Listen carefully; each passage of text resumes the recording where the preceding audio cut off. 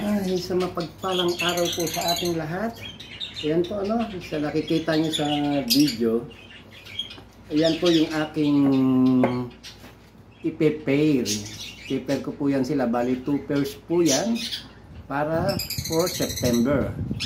Yan po yan po ay mga Desino and Alps to Lutino Opa.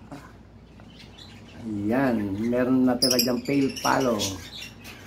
At yung mga green ay sila po ay green opaline split pino. Ayan, for pairing ko po yan by September.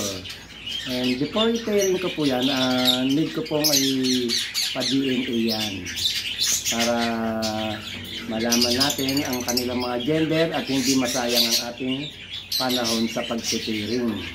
Ganyan po. Salamat po. Maganda, mapagpalang umaga po. Hello mga viewers. I love you guys. Mga followers, I love you. Thanks and bye. God bless.